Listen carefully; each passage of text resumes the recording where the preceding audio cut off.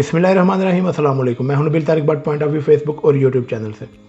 सबसे पहले बात करते हैं पीटीआई के चेयरमैन इमरान खान ने एक खबर भी आई और उनका एक ट्वीट भी आया कि एंकर इमरान रियाज खान और सहाफ़ी इनको जहर दिए जाने का खदशा है। इन शॉर्ट इमरान रियाज खान ने अपने ट्वीट में लिखा कि ऐसे इक़दामात इमरान रियाज खान पर जो किए जा रहे हैं इनसे खौफ व हरास नहीं फैलेगा, अवाम में मज़ीद गुस्सा आएगा, जो कि सोशल मीडिया पे आप देख भी सकते हैं।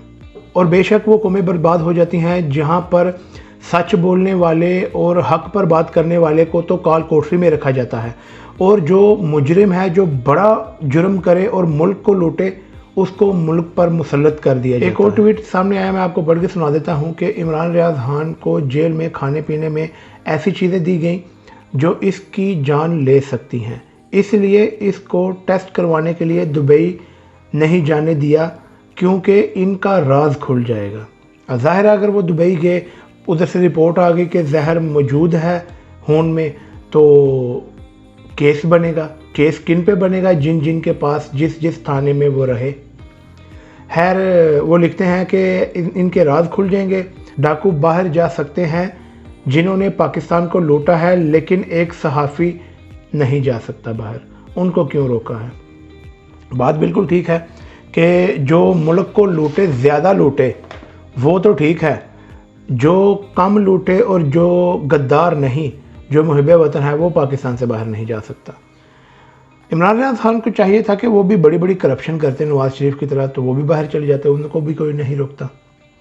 खैर इसके अलावा एक 40 साला खातून, जिनका मैं नाम भी लेना पसंद नहीं करता, ऐसी वो गलीज़ खातून है, इनका एक ट्वीट आया, वो आपके सामने ट्वीट भी चल रहा होगा कि इन शॉर्ट इमरान रियाज खान भागने लगे थे।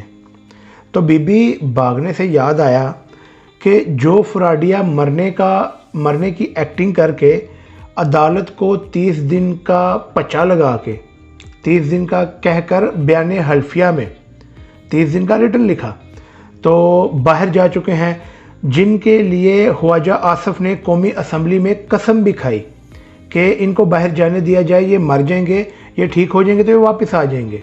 और इस टाइम उस फ्राडिये को भागे हुए ये बीबी की इतला के लिए अर्ज़ है कि आज के दिन तक 969 डेज़ हो चुके हैं।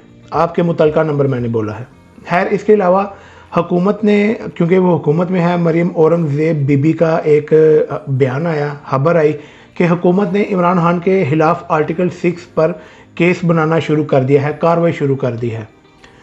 तो पूछना ये था कि परवेज़ मुशर्रफ पे जो केस खुला हुआ था आर्टिकल 6 का, उसका क्या बना? बीबी वो भी बता दें, लगे हाथ लोगों को पता चल जाएगा कि आप बाकी भी काम कर रहे हैं। इसके अलावा एक मीम मटेरियल मैं आपको दे देता हूँ, आप समझेंगे कि मैं तेल सस्ता करने आया हूँ। मैं तेल सस्ता करने नहीं आया, मजबूरी है, क्योंकि 17 तारीख पास आ रही है ज़िमनी इलेक्शन की, तो ये तेल बस इसी वजह से सस्ता हुआ है। ये ज़िमनी इलेक्शन गुजर लेने दें, थोड़ी दिन ठहर जाए, लग पता जाएगा। 100 रुपये बढ़ा के आपने 18 रुपये 15 रुपये सस्ता किया है। अब तो सच बोल दे। इसके अलावा नून लीग के MP फैसल नियाजी, जिन्होंने अपना इस्तीफ़ा जमा करवा दिया असम्बली में और वो मंजूर भी हो गया। फैसल नियाजी ने अब तहरीक इंसाफ में शमूलियत का ऐलान कर दिया है। ये क्यों? बेशक नून लीग के लिए एक बड़ा दचका होगा कि एक सीट कम हो गई, आ गई एक सीटों पे तो ये बैठे हुए हैं कुकड़ी साहब।